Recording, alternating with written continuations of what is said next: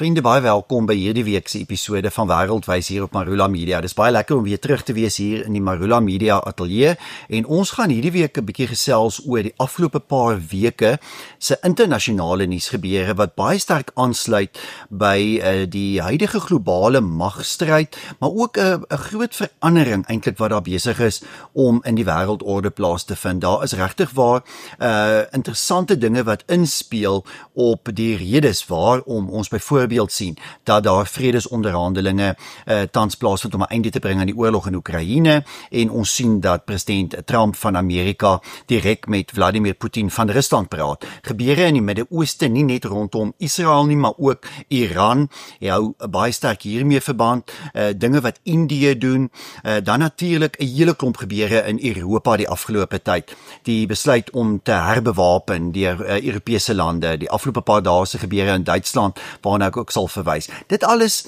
speel in op ernstige geopolitiese veranderinge in 2025. So ek dink ons beweeg hier in 2025 in 'n baie interessante tydvak. Die verkiesing van Donald Trump as die 47ste Amerikaanse president het waarskynlik hierdie geopolitiese veranderinge versnel.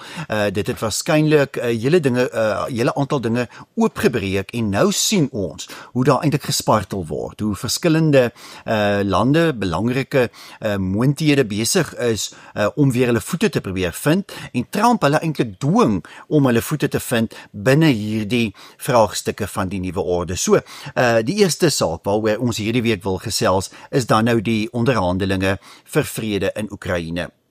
Nou daar is heelwat interpretasies wat hiervan plaasvind. Ek dink die mees algemene interpretasie ook hier in die Suid-Afrikaanse media is in 'n sin dat Donald Trump bloot maar net 'n einde wil hê aan die oorlog in Oekraïne. Hy wil nie meer hê dat Amerikaanse geld vermors moet word op 'n oorlog op 'n ander kontinent nie, en dat hy dus eintlik maar vir die president van Oekraïne, Volodymyr Zelensky, in 'n hoek gedruk het om in te stem tot so 'n ooreenkoms, en nou probeer hy maar net die voorwaardes met Rusland uitsorteer, en dat dit dan uiteindelik amper meer gunstig vir Rusland sal wees as dan nou wel vir, ek wil nie eintlik sê net Oekraïne nie, maar eintlik dan wel vir Europa. En ons hoor ook daar die boodskap natuurlik sterk uit Europa kom, van Europese lande en Europese leiers wat sê, ja, hier kan 'n vredesooreenkoms gesluit word wat baie sleg gaan wees vir Europa, en wat dan nou ook groot veiligheidsrisiko's in die toekoms vir Europa kan inhou. Ons hoor selfs van die drie Baltiese state, Estland, Letland en Litouwe, wat saam met Pole hierdie week aangekondig het dat hulle uit 'n verdrag wil tree wat die gebruik van landmyne beperk, omdat hulle sê hulle wil landmyne gebruik aan hulle oosgrens om hulle self teen Rusland te beskerm. Nou daar is 'n belangrike vraag wat ek dink nie genoeg gedebatteer word nie, en dit is die vraag oor sal Rusland en wil Rusland 'n NAVO-land aanval? Vanjaar of volgende jaar of miskien oor 5 jaar of 10 jaar, is dit in die toekomsagenda van Rusland, of dan ook van Vladimir Putin as hierdie soort van heerser van Rusland. Wat sal die motief daarvoor wees? Die motief elke keer wat vir ons opgedis word, is natuurlik dat Putin wil terugkeer na die ou Russiese ryk, dat hy dus weer grondgebied wil beheer wat deel was in die geskiedenis van Rusland. En dan dink 'n mens natuurlik nou hier tipies aan Oos-Europese lande, waarvan verskeie nou deel is van NAVO en deel is van die Europese Unie.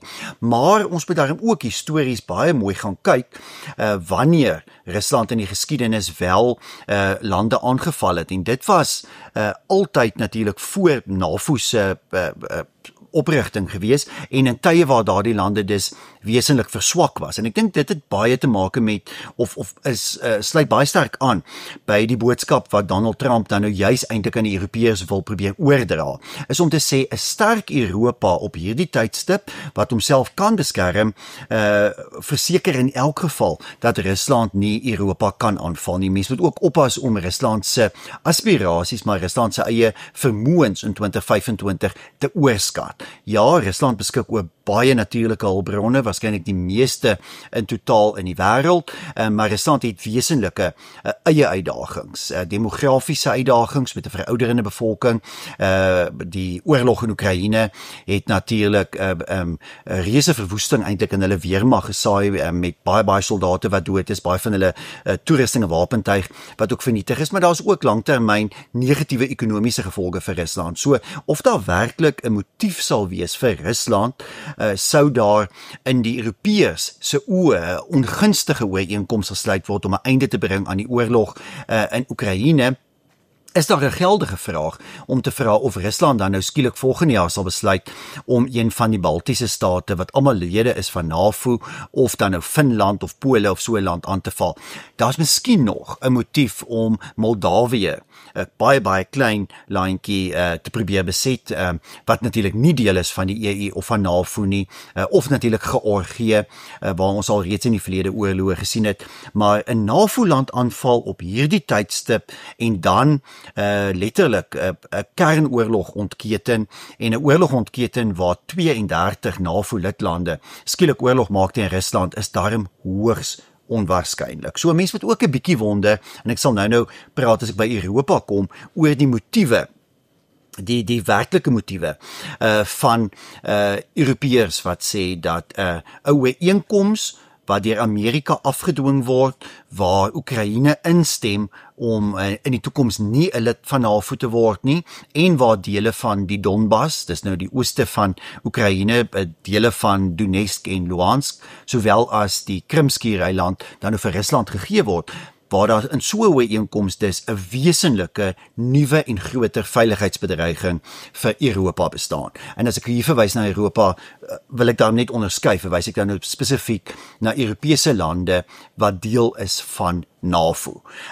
Dit dink ek op hierdie stadium is 'n bietjie 'n oorskatte soort van retoriek, en dit word gebruik deur die buitelandse beleidshoof van die Europese Unie, Kaja Kallas, wat voorheen eerste minister vir 'n kort tydjie van Estland was. Ek dink nie sy het baie diepte in terme van 'n begrip van geopolitiek nie, maar sy gebruik hierdie baie sterk, en dan sien ons ook dat die Poolse regering dit doen, maar ons moet elke keer besef wat die agendas van die Europese Unie of die huidige Poolse regering of sekere ander politieke leiers is, en baie van hierdie bangmaakpraatjies wat tans algemeen in die Europese politieke woordeskat is en die politieke mediadekking is, het te maak met die uitdagings wat politieke leiers in die gesig staar in Europa.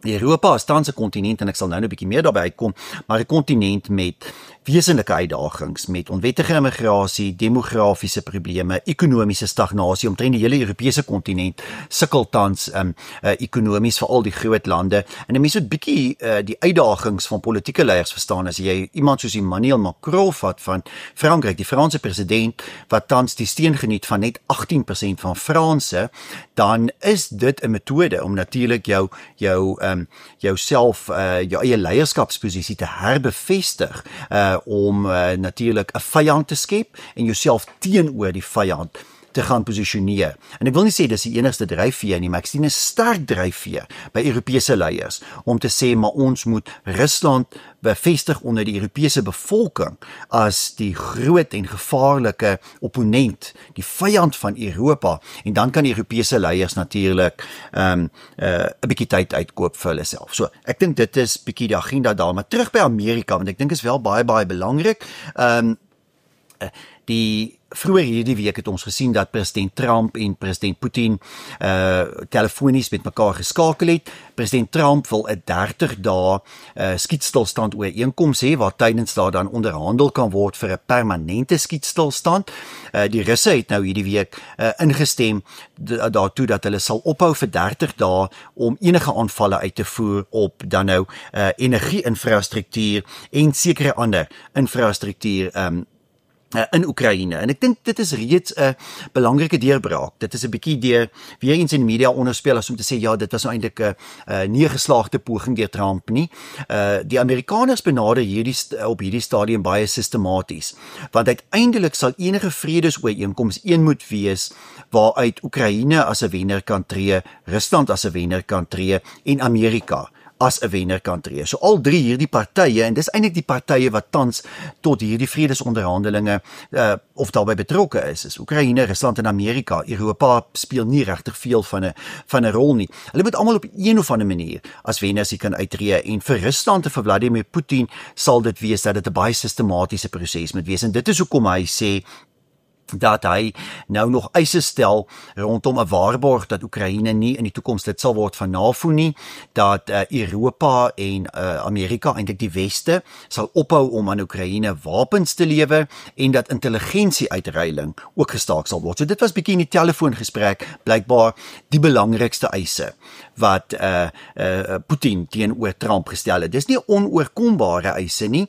en die feit dat daar nou wel so 'n tussentydse ooreenkoms is in die eerste plek, en in die tweede plek 'n duidelike bereidwilligheid om met onderhandelinge voort te gaan, en hierdie onderhandelinge vind natuurlik in Riyadh in Saudi-Arabië plaas, sê vir my die Russe is bereid om tot vrede in te stem. Oekraïne, weet ons, is reeds bereid, want hulle kan eintlik nie voortgaan met die oorlog sonder Amerika nie, en Donald Trump kan sy belofte wat hy aan die Amerikaanse kiesers gemaak het, begin uitvoer, om te sê hy gaan uiteindelik 'n einde bring aan die oorlog. Nou, daar is goeie redes waarom Trump 'n einde wil bring aan hierdie oorlog. En dit bring my by die punt wat ek aan die begin gemaak het, en dit is dat Trump interpreteer Amerika se uitdagings, byna alles binne die geopolitiese veranderinge. Daar's 'n magstryd in die wêreld tussen Amerika en China. Amerika verteenwoordig westerse vrye demokratiese denke, wel onder Trump meer vanuit 'n kultureel tradisionele posisie, met ander woorde amper 'n terugkeer na die oorspronklike waardes van die westerse beskawing. China verteenwoordig die aanslag daarop. China verteenwoordig die autokratiese geslote aanslag daarop, die antidemokratiese, anti-westerse benadering, maar nie bloot net vanuit die interpretasie wat ons dalk 'n jaar of 2 gelede gehad het. Want toe was die beskuldiging natuurlik teenoor Amerika, ja, maar Amerika is eintlik in 'n sin ook anti-westers. Amerika is eintlik nou die leier van die soort van woke beweging in die wêreld. Dit was dalk onder Joe Biden in die geval. Onder Trump is daar eintlik eerder 'n terugkeer na westerse waardes en beskerming daarvan, in China wat dan ook 'n aanslag daarop in die wêreld verteenwoordig. En dit speel af polities, ekonomies, militêr, dit speel op alle velde af reg oor die wêreld. En Donald Trump kyk na die oorlog in Oekraïne, die uitdaging wat Iran en sy proksies in die Midde-Ooste bied, en hy interpreteer dit daardeur. Trump sien die spanning tussen lande in Asië, die stryd wat daar oor jare was tussen China en Indië, deur daardie brille. Hy benader Afrika deur daardie perspektief. Want ek dink baie mense verstaan die Trump-administrasie se beleid teenoor Suid-Afrika glad nie. Daar's natuurlik ook hier in die Suid-Afrikaanse media totaal oppervlakkige, mens kan eintlik sê onsin, kwyt geraak deur mense wat dink dat iemand fluister ergens iets in Donald Trump se oor en hy besluit sommer maar net om 'n uitvoerende bevel te onderteken en dan om die ambassadeur so af te dank en dan dit of dat te doen. Die Trump-administrasie se benadering teenoor Suid-Afrika, die uitsprake die afgelope weke, alles vind plaas binne globale magstryd, maar dan ook hierdie orde in die wêreld wat besig is om te verander. En ons moet dit baie mooi binne dit verteenwoordig, want Suid-Afrika verteenwoordig iets van dit wat in die wêreld afspeel. En dan kan jy gaan kyk hoe ander Afrika-lande reageer teenoor die Trump-administrasie, Botswana, Zambië, Kenia, Rwanda, enkele ander, dan sien 'n mens dat hulle verstaan wel hierdie verandering in die geopolitiek, en hulle speel in op hoe Trump dit sien. En ek sal nou nie iets oor Indië sê, want Indië verstaan dit ook baie goed, en ons moet verseker daarop 'n bietjie fokus. So, die Amerikaners se standpunt oor die oorlog in Oekraïne is, ja, natuurlik, hulle het vreeslik baie geld spandeer, 65 miljard Amerikaanse dollar, en hulle wil nie aanhou om dit te spandeer nie, maar die vraag vir die Trump-administrasie is baie eenvoudig. Dien voortgesette oorlog in Oekraïne Amerikaanse belange? En 'n mens moet America first, Amerika eerste, baie mooi verstaan. Daar's ook 'n groot fout om te dink dat America first beteken ons sluit Amerika toe en ons sluit Amerika af. Amerika raak nou weer die VSA van 150 jaar gelede, daar in die laat 1800s, totaal protectionisties, wil niks met die res van die wêreld te doen hê nie, wil net daar op sy eie mishoop sit en daar floreer, want Amerika het in die laat 1800s begin floreer en baie gegroei, maar baie geïsoleerd gewees. Trump is nie isolanisties nie, hy wil nie Amerika isoleer nie, maar hy wil wel Amerika eerste stel. En sy vraag is dit in die belang van Amerikaners dat die oorlog bly voortduur, en dan dien dit nie net oor die geld wat hulle gee, en die belastingbetalers geld wat na Oekraïne vloei en al die wapens nie, maar wat is een van die gevolge van die oorlog in Oekraïne? Dit is dat Rusland en China nader aan mekaar begin beweeg, dat daar 'n bondgenootskap tussen Rusland en China ontstaan het, dat daar 'n bondgenootskap ontstaan het tussen Rusland en Iran wat versterk is, Noord-Korea wat betrokke geraak het, dat hierdie lande eintlik saam begin werk het teen Amerikaanse internasionale belange, maar dat hulle ook hulle belange op ander kontinente begin koördineer het, byvoorbeeld deur BRICS en dan ook in Suid-Afrika. So Trump sien dat daar meer sleg as goed is in 'n verlengde oorlog in Oekraïne. Maar Trump sien ook dat die Europeërs nie gedoen het wat hulle moes doen die afgelope paar dekades om vir hulle eie veiligheid te sorg nie, en dis met ander woorde groter begrotings te spandeer aan verdediging nie, en dis hoekom Trump soveel druk plaas op die Europese lande, soos Duitsland, Frankryk en ander, om te sê, nou moet julle begin betaal, julle moet begin herbewapen en sorg dat julle self beveilig. Ons kan nie 80 jaar na die Tweede Wêreldoorlog steeds verantwoordelikheid neem vir Europa se veiligheid nie. Dan die Midde-Ooste. En dis baie belangrik dat ons hierdie hele geopolitiese verandering ook sien afspeel in die Midde-Ooste. Want wat het die afgelope paar maande gebeur? Hamas is byna uitgewis in die Gaza-strook, en nou het ons gesien die afgelope paar dae dat Israel weer begin het met lugaanvalle daar.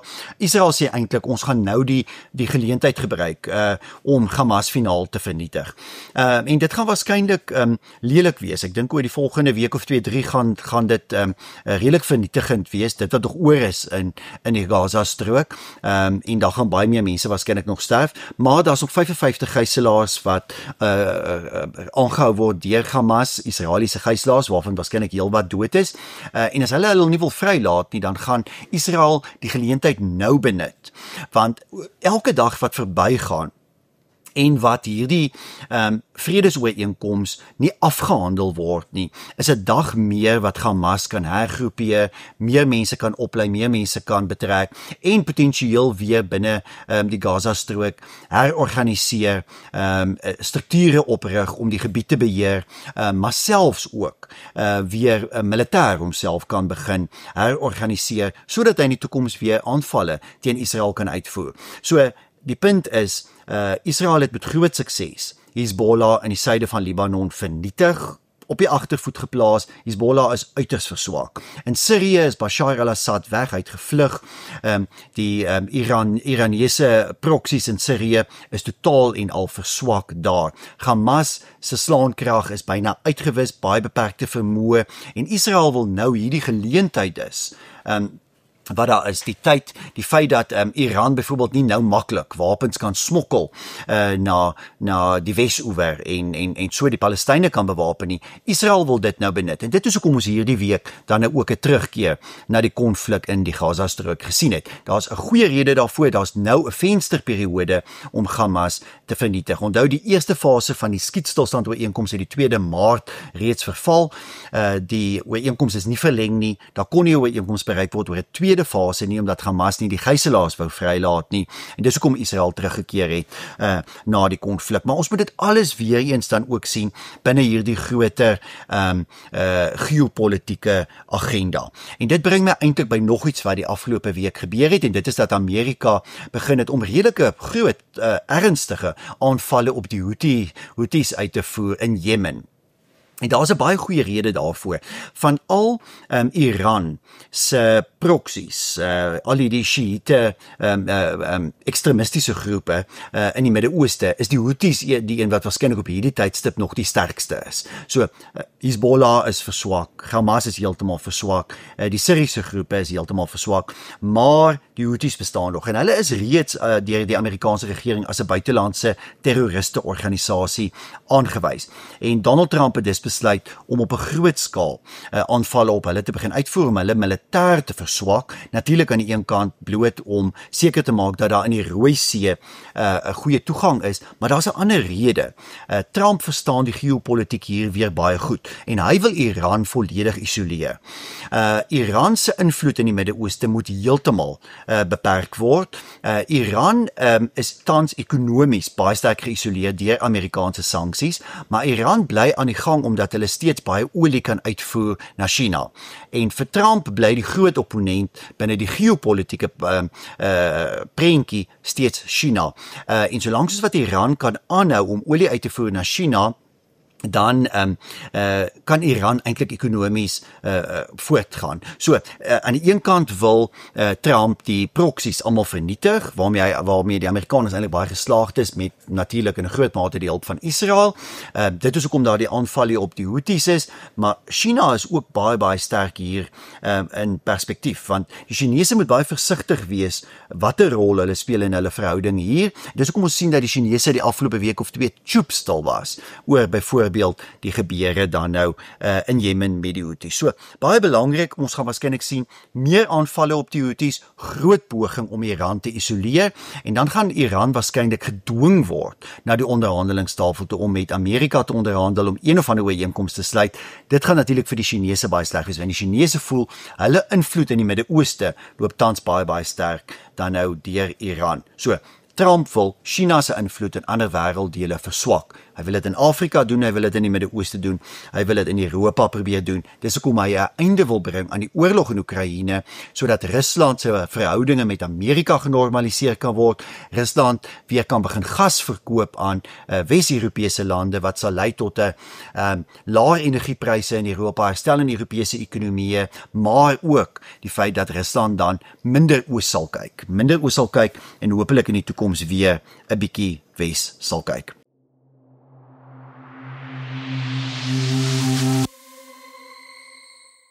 Dan Europa.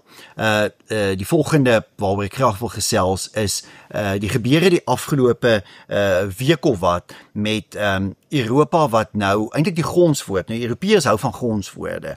Daar's vir my so elke jaar of 2 jaar 'n nuwe tema in Europa, of dit is volhoubaarheid, of dit is een of ander groen ekologiese ding, of dit is iets anderste. Maar op die oomblik is die gonswoord in Europa herbewapening. Nou, Ursula von der Leyen, die president van die Europese Kommissie, het aangekondig 'n program wat hulle noem Rearm Europe, waar volgens 800 miljard euro, dis baie geld, deur die Europese Unie spandeer gaan word aan die herbewapening van Europa. Die feit dat Europa heeltemal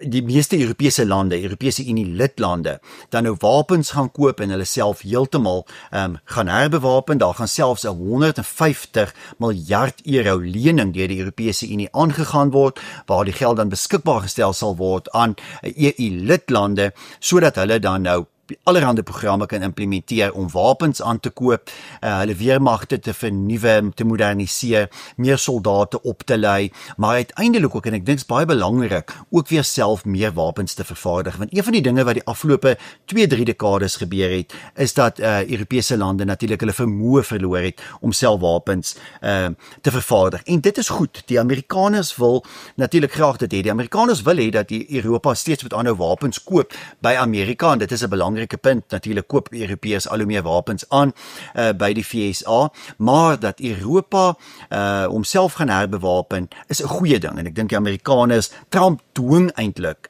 Europa in daardie rigting. Hy skep eintlik groot onsekerheid by die Europeërs oor of Amerika by hulle sal bly staan, en dan het die Europeërs eintlik geen ander keuse as om dan verskeie stappe te neem om hulle self te bewapen. Ons het byvoorbeeld 'n vergadering paar dae gelede in Londen gesien, gelei deur Keir Starmer, die Britse premier, manier die Franse president Emmanuel Macron, waar hulle gepraat het oor hierdie hele herbewapeningsplan, waar hulle byvoorbeeld 'n nuwe koalisie saamgestel het wat hulle noem 'n koalisie van vrywillige magte wat dan nou saam sal werk in Europa vir die herbewapening van Europa. So baie interessante stappe. Dit bring my wel by Duitsland, want dit is baie belangrik wat die afgelope paar dae in Duitsland gebeur het. Dinsdag aand het die Duitse parlement gestem. Dis nou die afgelope Dinsdag het die Duitse parlement gestem om hulle sogenaamde skuldrem op te hef, nie heeltemal op te hef nie, om 'n bietjie te verslap. Nou in 2009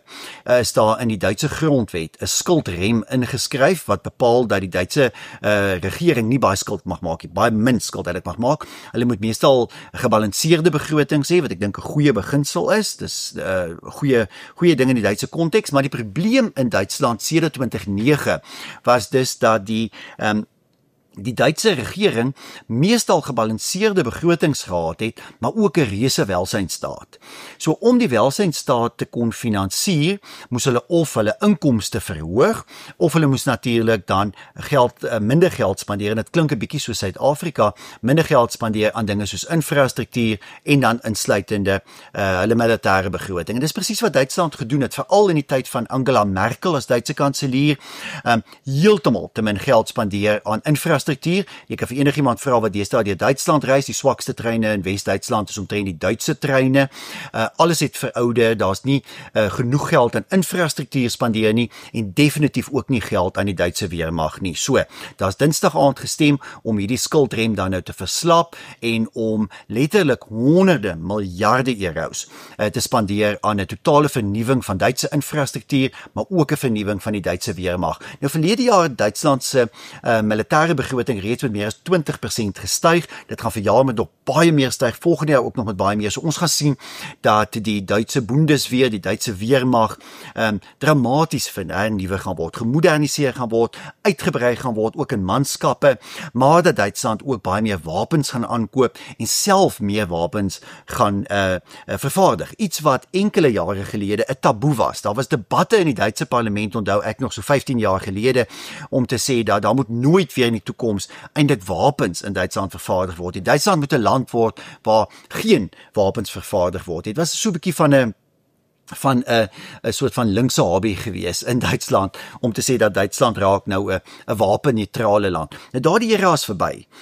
Dis geskiedenis, dit sal eenvoudig nie gebeur nie. Daar's nog 'n rede waarom die inkomende Duitse kanselier Friedrich Merz, wat nog nie kanselier is nie, maar wat binnekort die kanselier sal wees, waarom hy dit deurgedruk het, want tans sit die ou parlement van Duitsland nog, die ou Bundestag, die ou parlementslede. Daar was natuurlik onlangs 'n verkiesing, en die twee groot wenners eintlik van die verkiesing was die regse alternatief vir Duitsland. Hulle parlementslede het meer as verdubbel, en dan ook die ver linke party, die ou kommuniste, hulle parlementslede het ook verdubbel. Nou beide van hulle was gekant teen wesenlike veranderings aan hierdie skuldrem, want hulle voel dis onverantwoordelik om nou hierdie planne te verander, maar uiteindelik is die planne nou deurgevoer voordat die nuwe parlementslede teen 25 Maart ingehuldig sal word. So, Duitsland herbewapen. 80 jaar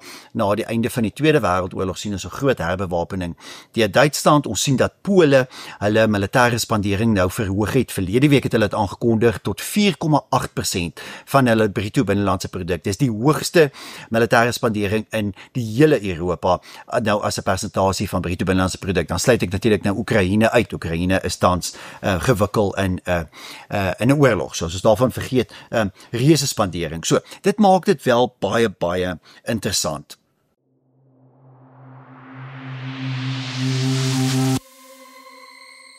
Ek wil volgende dit alles, hierdie geopolitiese magstryd wel bietjie nader bring na Afrika.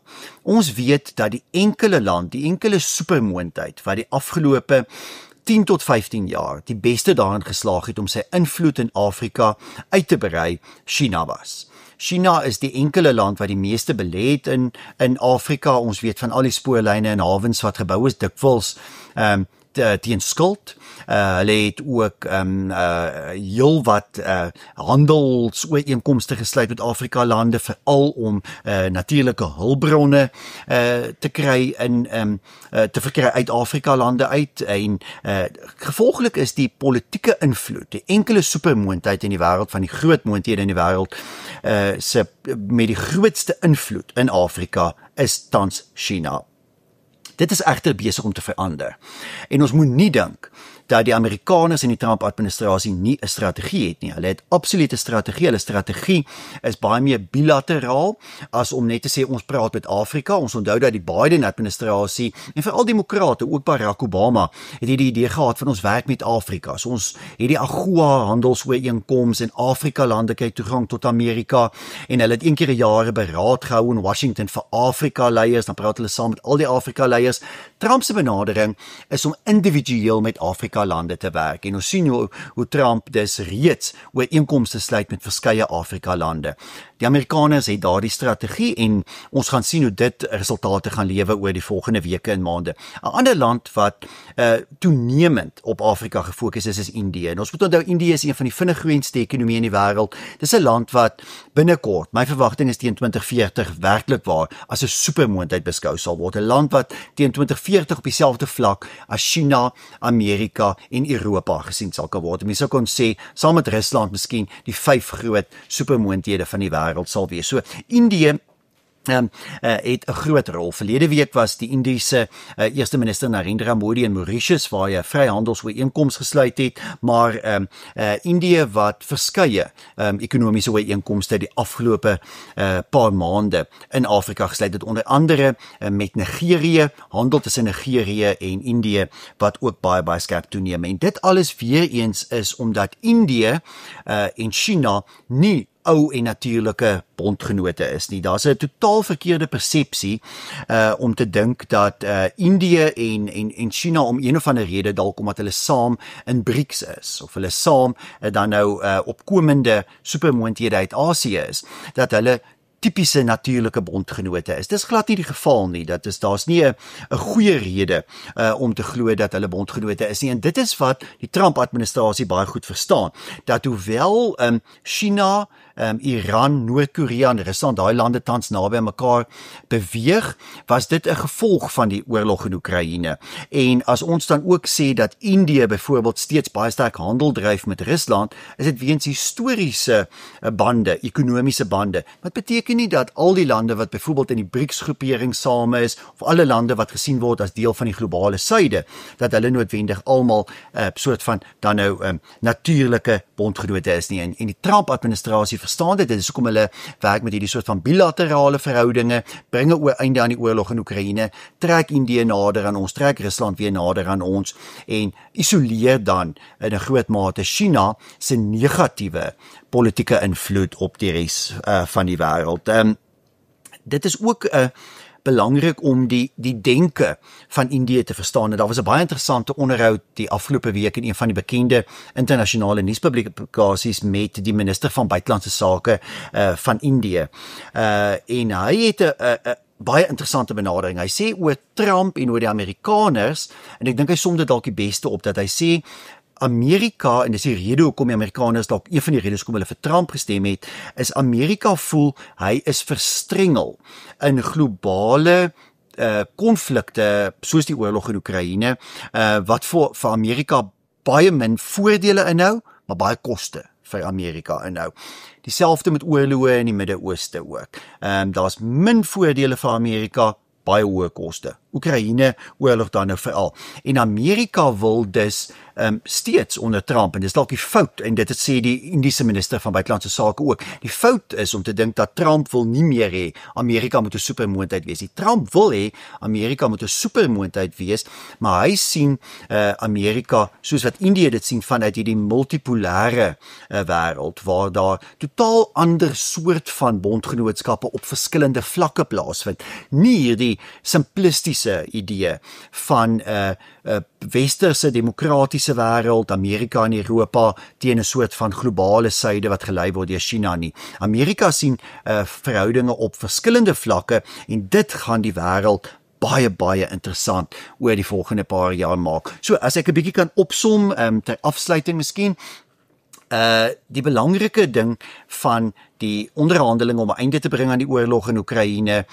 die diplomatieke geskille wat ons sien ook nou hier tussen Suid-Afrika en Amerika, miskien ook die diplomatieke geskille tussen Europa en Amerika waaroor baie mense krokodiltrane huil. Hoe kan Amerika dan nou hulle ou westerse bondgenoot Europa lelik mee wees? Daar's 'n rede hoekom die Amerikaanse adjunkpresident J.D. Vance na München gaan en by die München Veiligheidskonferensie harde woorde vir Europa het, want hy wil hê Europa moet terugkeer na sy westerse kulturele wortels en Europa moet sy eie vermoë ontwikkel om homself te verdedig. En die beste manier om dit te doen is eintlik juis dat daar 'n einde moet kom aan die oorlog in Oekraïne. Dan gaan energiepryse daal in Europa. Europa gaan weer meer kan handel dryf met Rusland. Rusland gaan nader kan kom weer aan die weste. Die Europese ekonomie gaan beter kan doen en dan gaan Europa baie meer selfstandig kan staan. En Amerika soek in Europa 'n bondgenoot, maar 'n selfstandige bondgenoot. Amerika soek in Indië